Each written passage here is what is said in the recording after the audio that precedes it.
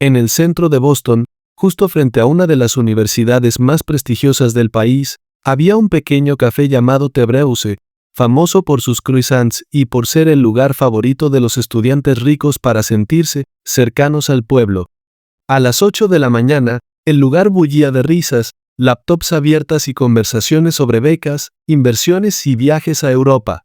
Esa mañana, Daniel Crawford, hijo del presidente de una influyente fundación educativa, entró con su grupo de amigos. Llevaba una chaqueta azul marino con el escudo familiar bordado, y esa sonrisa arrogante que solo tienen los que creen que todo les pertenece. «Mira eso», dijo uno de sus amigos, apuntando hacia la barra. «Tienen camareras nuevas». Daniel se giró, y sus ojos se detuvieron en una joven morena de cabello rizado, mirada tranquila y uniforme impecable. No tendría más de 19 años. Su nombre en la placa era Leila. «Bonita», murmuró Daniel con una sonrisa torcida. «Pero seguro no sabe ni hacer un latte sin quemar la leche». Se acercó a la barra con paso relajado, golpeando con los dedos el mostrador. «Un café doble». «Y hazlo bien». «Sí», dijo, con tono de broma pesada. Leila levantó la vista apenas un instante. «Claro, señor». «¿Desea azúcar o solo leche vaporizada?» «Solo leche, pero cuidado», respondió él con una sonrisa maliciosa. «No quiero otro error como el de ayer». «Ya sabes, el tipo de error que cuesta empleos». Su grupo soltó una carcajada. Leila no reaccionó. Tomó el pedido, preparó el café con calma y se lo entregó. «Aquí tiene», dijo simplemente. Daniel tomó el vaso, dio un sorbo. Y fingió hacer una mueca exagerada. «Dios, esto sabe horrible», exclamó, tirando el vaso al suelo delante de todos. «¿Esto es lo que llaman servicio aquí?» El lugar quedó en silencio por un segundo. Leila respiró hondo. «Si no le gusta, puedo prepararle otro», dijo con serenidad. «¿Otro?», rió Daniel. «Lo que deberías hacer es buscar un trabajo donde no tengas que pensar tanto». Los murmullos comenzaron entre los clientes. Una señora mayor frunció el ceño. Un estudiante grabó discretamente con su móvil. Pero Leila seguía tranquila. No había ni rabia ni miedo en su rostro. Solo una calma inquietante. «¿Sabe qué, señor Crawford?», dijo finalmente. «Tiene razón. A veces hay que estar en el trabajo equivocado para encontrar el momento correcto». Daniel arqueó una ceja. «¿Qué significa eso?». Leila limpió el mostrador sin responder. Solo añadió: «Ya lo descubrirá muy pronto». Esa noche, el vídeo del incidente apareció en TikTok. En menos de 24 horas, tenía más de 2 millones de vistas. El título decía: «Chico rico humilla a camarera», su respuesta lo dejó helado.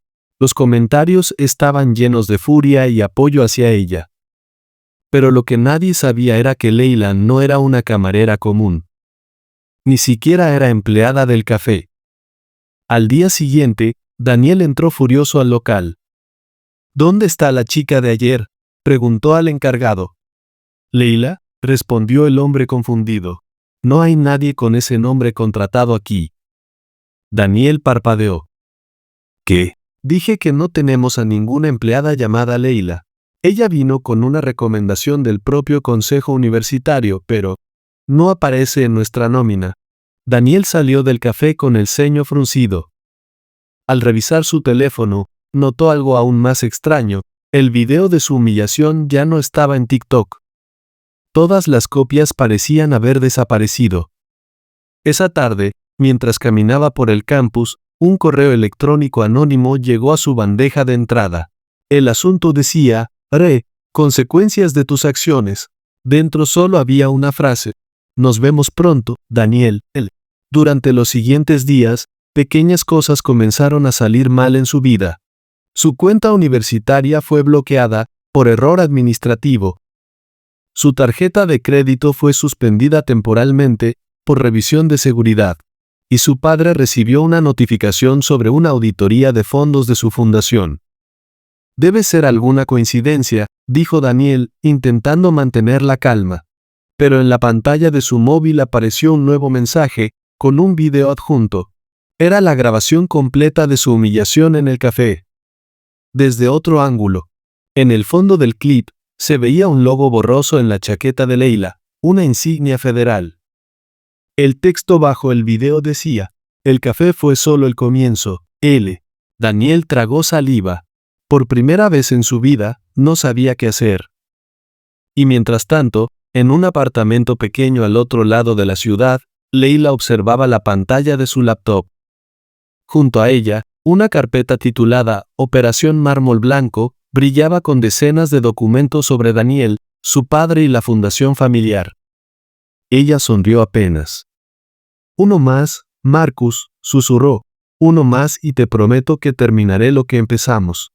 La cámara se aleja, mostrando a Leila mirando una pared cubierta de fotos, nombres y conexiones. En el centro, un rostro subrayado en rojo, Crawford Sr., y una línea que conectaba su fundación con un programa secreto de becas. Y con la palabra encubrimiento escrita a mano. El reloj marcaba las 2:47 a.m.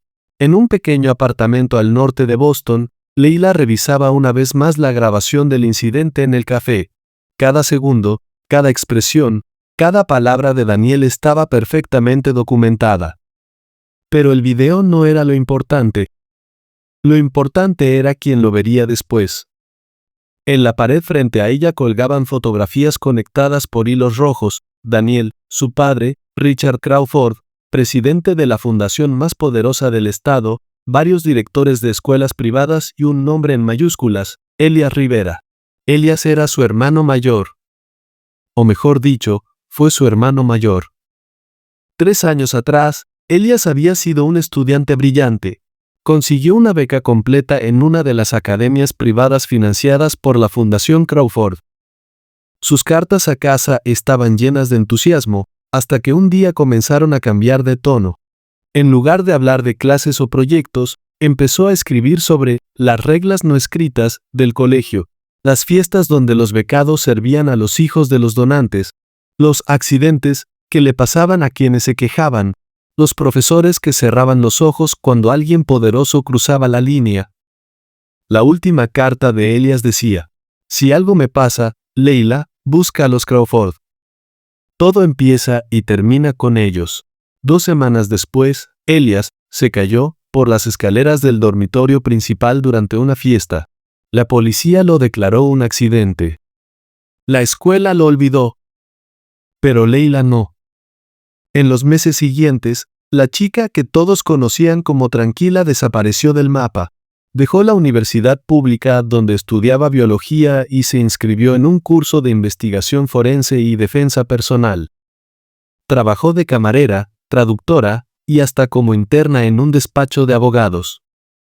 Todo con un solo objetivo: aprender a moverse en el mundo de los que habían destruido a su hermano. Hasta que un día recibió un correo de una dirección oculta. Asunto: queremos justicia también. Era del Departamento de Justicia Federal. Habían seguido los mismos rastros que ella. Necesitaban a alguien con acceso directo, alguien que pudiera infiltrarse sin levantar sospechas. Y Leila aceptó sin dudarlo. Su nueva identidad fue cuidadosamente creada: una camarera temporal recomendada por un programa de inclusión laboral. Su misión: acercarse a Daniel Crawford, documentar su comportamiento y reunir pruebas de que la fundación de su padre era el núcleo de un sistema de abuso y encubrimiento que se extendía por todo el estado. ¿Está segura de querer hacerlo sola?, le había preguntado la agente Sarah King, su contacto en el FBI, durante una de las reuniones clandestinas en un estacionamiento vacío. «No tengo elección», respondió Leila, ajustando su gorra.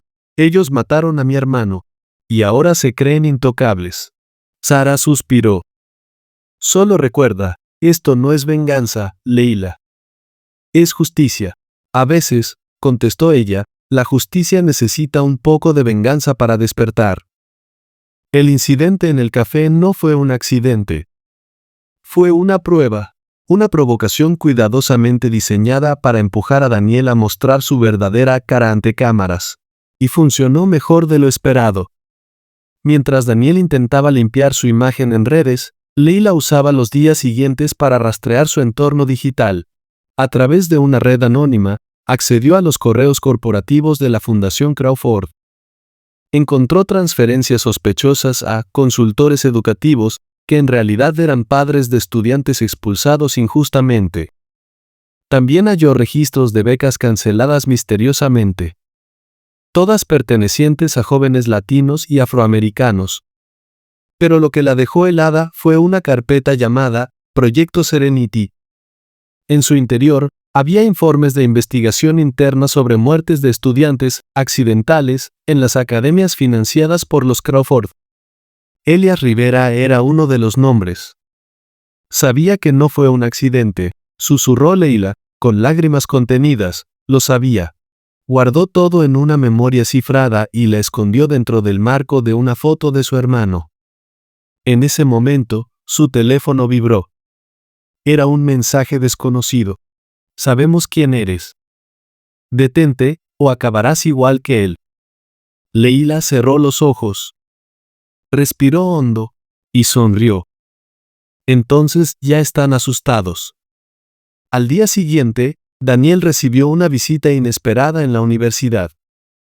Un hombre trajeado lo esperaba en un banco del jardín. ¿Daniel Crawford?, preguntó con voz grave. Sí. ¿Usted quién es? Digamos que soy alguien que sabe más de lo que imaginas. Le entregó un sobre cerrado y se marchó sin mirar atrás. Dentro había una sola hoja. Una foto de Daniel riéndose y mientras un grupo de chicos vertía una bebida sobre la cabeza de un estudiante becado. Debajo, en tinta roja, una frase. ¿Recuerdas esto?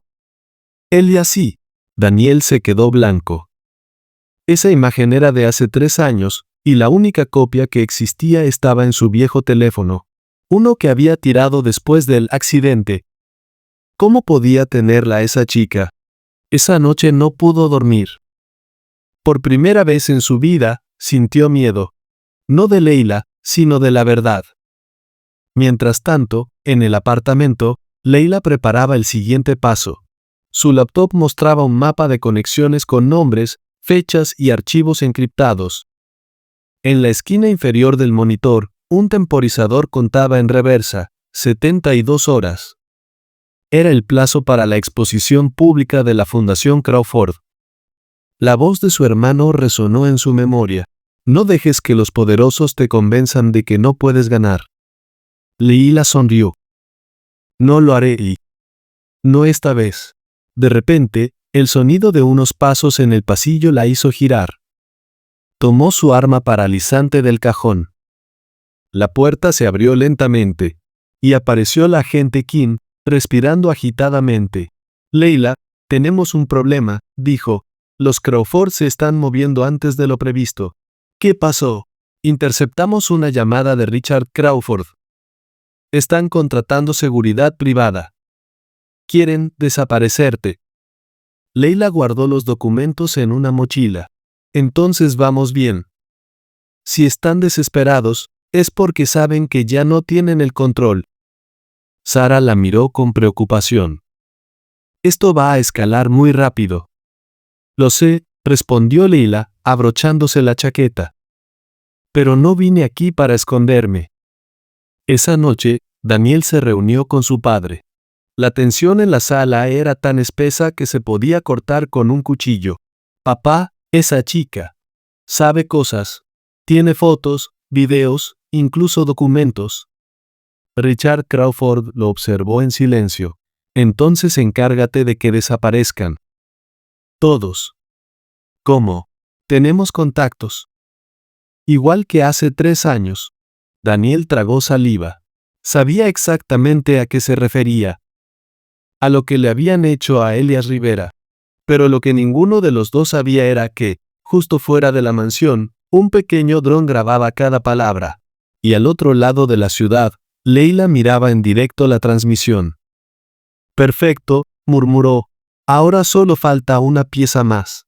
La cámara se aleja lentamente del apartamento. La voz de Leila se escucha en off. A veces la justicia necesita paciencia. A veces necesita estrategia. Pero sobre todo, necesita el valor de mirar a los monstruos a los ojos. Y no parpadear. La mañana del viernes amaneció gris. El aire de Boston estaba cargado de esa humedad que presagia tormentas. Y, de alguna manera, todo en la ciudad parecía contener la respiración. En un ático al otro lado del río Charles, Leila observaba el amanecer con una taza de café en la mano. En la pantalla de su laptop, un reloj digital marcaba la cuenta regresiva, 17 horas para la transmisión.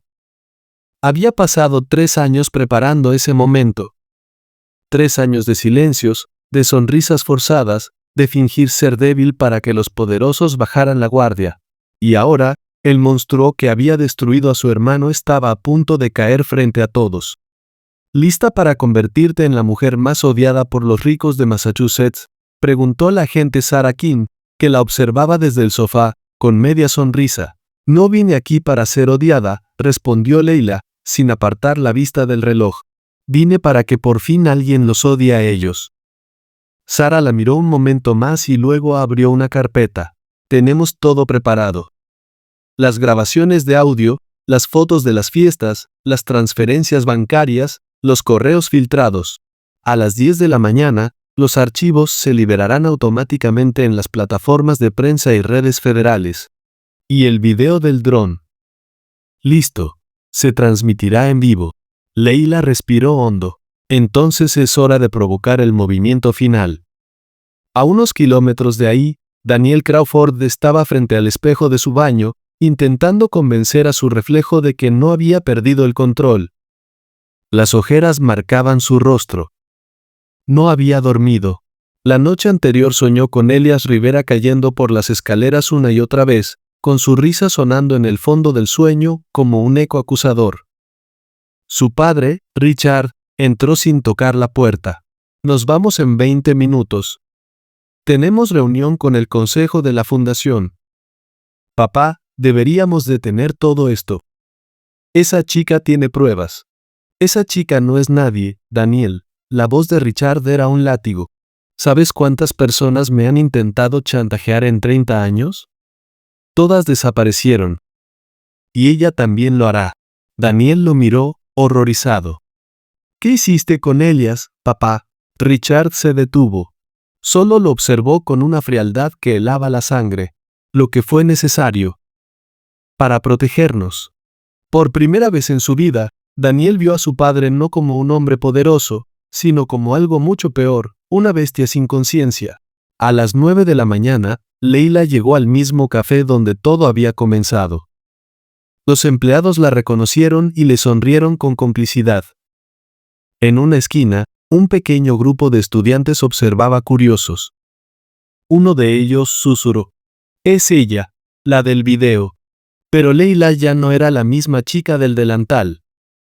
Vestía un traje negro elegante, llevaba un micrófono oculto bajo la chaqueta y una cámara diminuta prendida al bolso.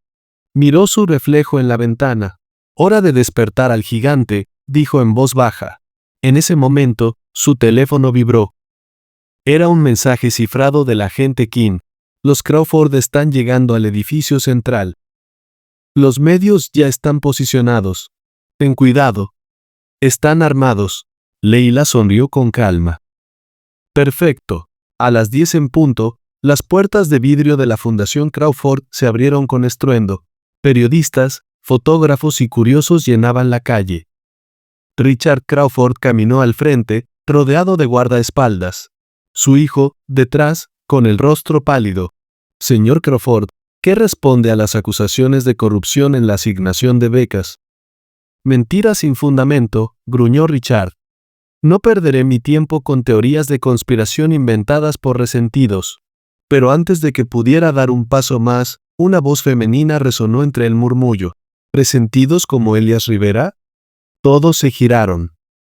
Leila caminaba entre la multitud, su cámara encendida, su voz transmitida en directo por decenas de teléfonos. Richard la miró con furia. ¿Quién te crees que eres, niña? Leila dio un paso adelante. La hermana de uno de los muchos jóvenes a los que destruiste para mantener tu imperio. No tienes pruebas. No, sonrió ella con calma. Entonces mira hacia arriba. En ese instante, una pantalla gigante instalada en el edificio comenzó a proyectar imágenes. Fotos antiguas, documentos, audios. El dron grabando a Richard y Daniel la noche anterior. La voz de Richard sonando con claridad. Encárgate de que desaparezcan. Igual que hace 3 años, el murmullo del público se transformó en un rugido. Los flashes comenzaron a estallar. Los guardaespaldas intentaron cubrir a Richard, pero era demasiado tarde. La agente King apareció entre la multitud mostrando una placa federal. Richard Crawford queda arrestado por conspiración, encubrimiento de homicidio y corrupción institucional. Richard intentó empujar a un agente, pero fue reducido en segundos. Esto no ha terminado, gritó mientras lo esposaban. Nadie toca a los Crawford. Leila no se movió. Solo observó mientras la historia se repetía, pero con un final diferente. Daniel, en cambio, no huyó.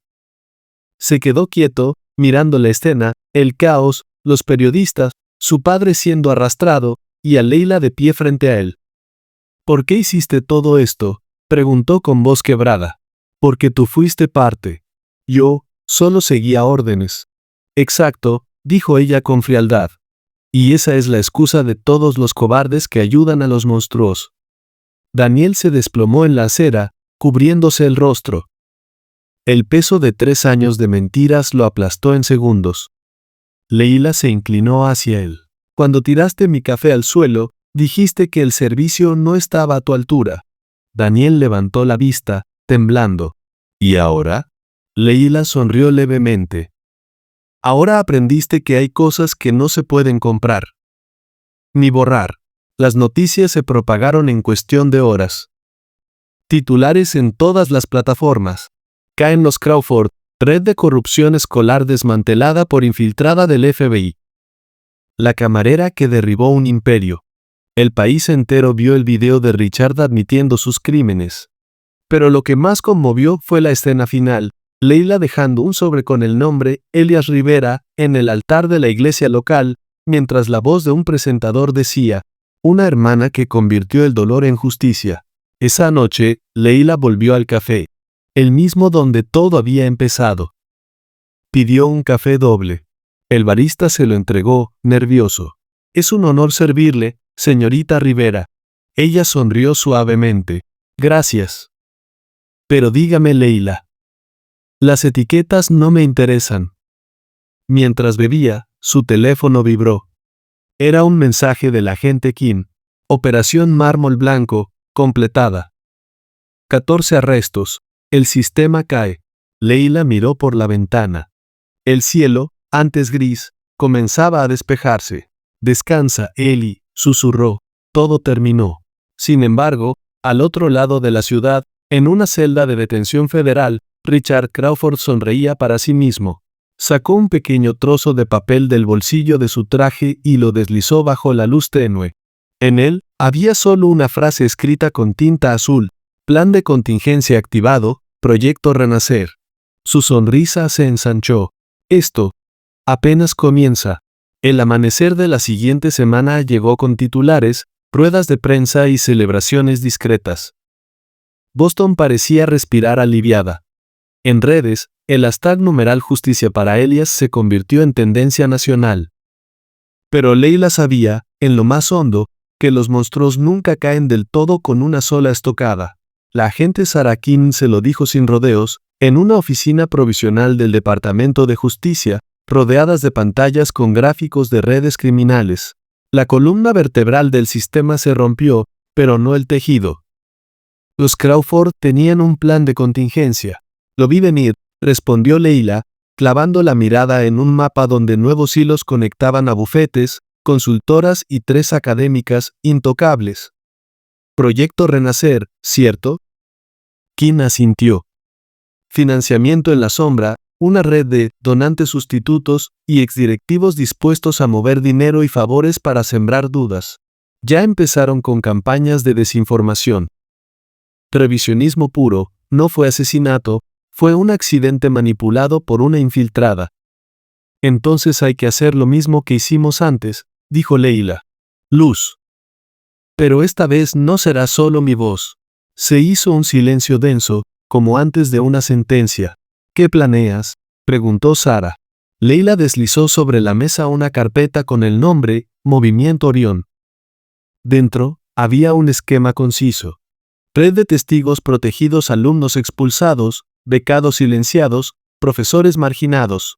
Alianza Jurídica Nacional, Defensores Públicos, Clínicas de Derecho de Universidades, ONGs.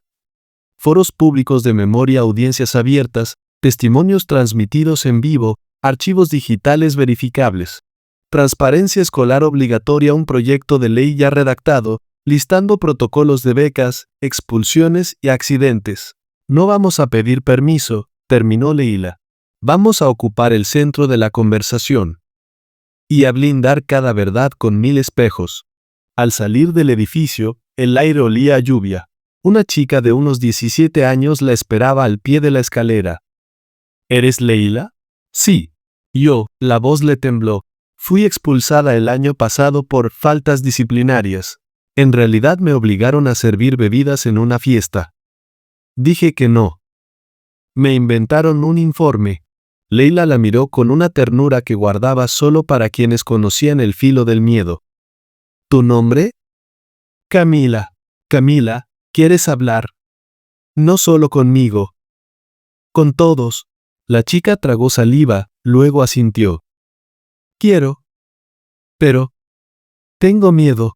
El miedo no se va, dijo Leila, suavemente, solo aprende a caminar contigo.